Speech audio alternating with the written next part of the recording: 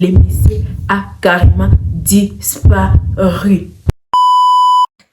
Hello guys, j'espère que vous allez bien. Moi ça va très bien, c'est encore Queen Elisa. Je suis de retour pour une nouvelle vidéo. Bienvenue aux anciens, bienvenue aux nouveaux sur ma chaîne. Si tu es nouveau, s'il te plaît, abonne-toi. Et aux anciens, partagez, likez. Merci de vous avoir abonnés. À tous ceux qui se sont abonnés sur ma chaîne, je vous dis merci beaucoup. Continuez à vous abonner, bientôt on sera 100 et la famille s'agrandit. Merci beaucoup. Et là je suis de retour pour une nouvelle vidéo. C'est in story time. Ça sera chaud, je vous dis. Ça fait longtemps de cela que ça s'est passé, mais j'ai jamais arrivé à oublier cette histoire. Donc c'est très difficile pour moi d'oublier cette histoire parce que c'était vraiment choquante comme histoire. Ça m'a vraiment touchée. J'étais genre... Bon, c'était il y a longtemps. Moi et ma cousine, on partait à l'école. Il faut savoir que notre école s'est trouvée dans notre quartier. Et on partait à l'école, c'était les matins, là, on part à l'école à pied. Et on se rencontre avec un monsieur qui était dans une voiture. Il s'est garé devant nous, il nous a appelés. Il nous a dit, il nous a dit genre, bonjour les enfants. On a dit, bonjour monsieur. Il nous a dit, comment allez-vous? On a dit, on va bien monsieur. Vous allez à l'école? On a dit oui, on va à l'école. Il nous a dit, je peux vous déposer? On a répondu non, carrément non, parce qu'on savait si on acceptait, nos parents allaient nous tuer. Je vous dis carrément. On a dit au monsieur non, nos parents nous ont interdit de parler aux inconnus, même si on ne veut pas le monsieur, c'est pas respect. Mais on part à l'école, on est en retard et tout. Le monsieur a dit non, je vais vous amener à l'école, n'ayez pas peur et tout et tout. Et nous on a dit non, on peut pas monsieur, on peut pas. Les messieurs nous a dit, hé les enfants, je vais vous donner les bonbons, je vais vous donner les biscuits, je vais vous donner tout ce que vous voulez, mais entrez dans ma voiture. Ah, on a dit non monsieur, on peut pas entrer. On peut pas entrer parce que nos parents peuvent nous tuer. Ah non, je vais parler à vos parents. On a dit, mais on vous connaît même pas, vous n'êtes pas l'ami de notre famille et tout. Et il a dit, oui, je suis l'ami de vos pères. Et tout. On a dit, non, on ne te reconnaît pas, on ne peut pas entrer dans ta voiture. Le monsieur a dit, vous allez entrer. On a commencé à avoir peur. On a dit, pardon, on va faire quoi? Il a dit carrément, vous allez entrer, vouloir ou pas. C'était chaud. On avait une de ces peurs, je vous dis, on était petites. On avait une de ces peurs.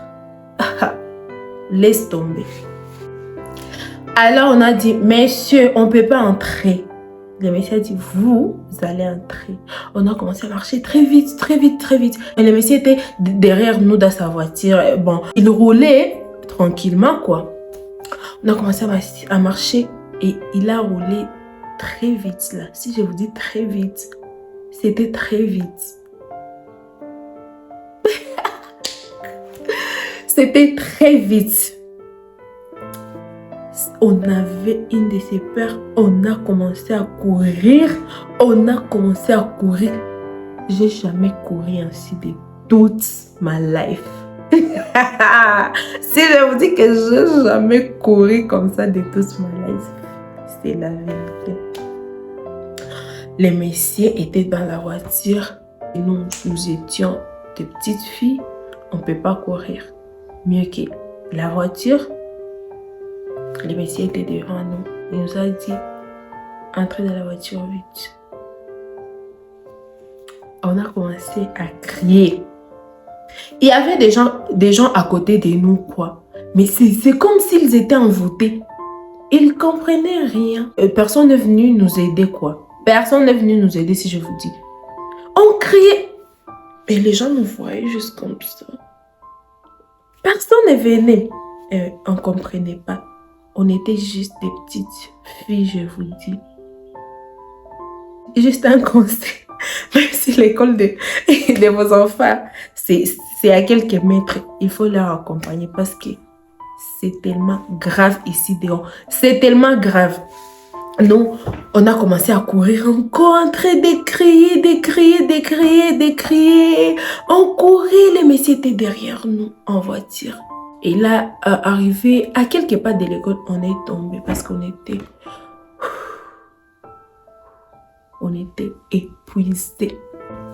Ah, c'est là que la vraie histoire commence. Et les messieurs étaient derrière nous.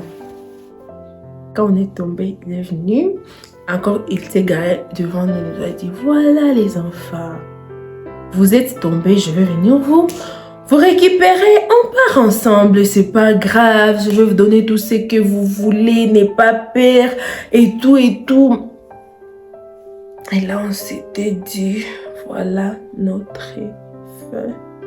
Et on s'est dit, s'il te plaît, maman, papa, venez à notre aide. C'est comme ça qu'on criait, aidez-nous, aidez-nous. On n'avait plus de voix. Je vous dis. Ah, c'était très effrayant. Alors, je suis même fatiguée là, parce que quand je vous raconte, j'ai vu cette histoire en même temps. Alors, on s'est dit, c'est notre fin. Les messieurs vont nous amener, ils vont nous kidnapper, je sais pas quoi. Alors, vous savez quoi? Il y avait une chanson que nos parents nous avaient enseignée. C'est une chanson. C'est une chanson un peu morante. Ah, je ne peux pas la chanter ici. Mais cette chanson nous a sauvé la vie. Donc, cette chanson dit que quand je suis avec Dieu, personne ne peut me toucher. Si tu oses me toucher, tu vas voir comment il va te faire. C'est comme ça. Ce sont les paroles qui sont dans cette chanson, quoi. Vous voyez? On s'est pris la main comme ça. Et on a commencé à chanter cette chanson.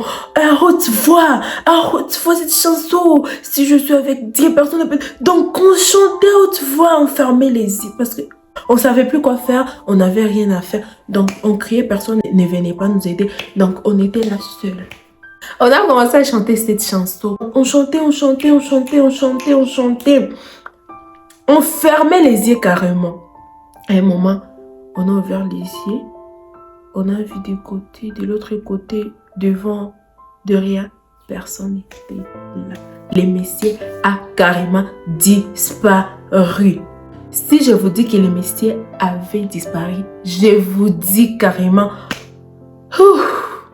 je vous le jure, on était genre, wow, c'était un rêve ou comment? C'était comme si on venait de se réveiller, on était genre loin. On était là à se dire, où est les messieurs? Qu'est-ce qui s'est vraiment passé? Et après que ce monsieur a disparu, c'est maintenant que les gens commençaient à me demander, qu'est-ce qui se passe les enfants? Pourquoi vous criez? Et tout. Alors que quand les messieurs nous poursuivaient, personne ne venait pas. Mais quand le monsieur a disparu, on a vu beaucoup de gens commencer à nous demander, hey, qu'est-ce qui se passe les enfants? Pourquoi vous criez? On était là.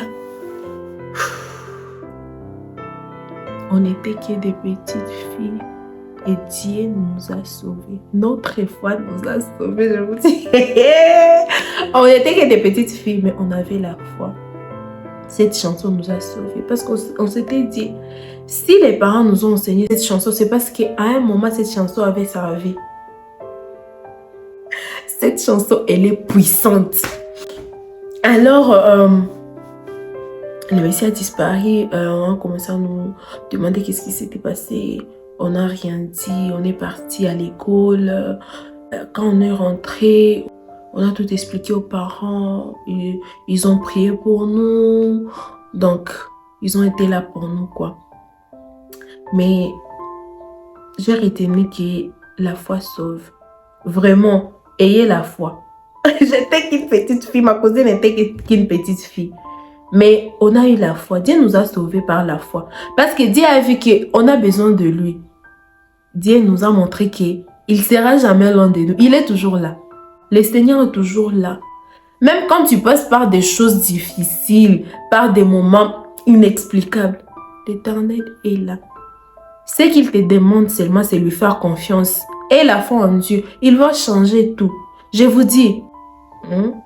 Encore à une personne qui est en train de passer par des moments difficiles aujourd'hui, en même temps qu'il regarde cette vidéo, je vais te dire que Dieu est avec toi.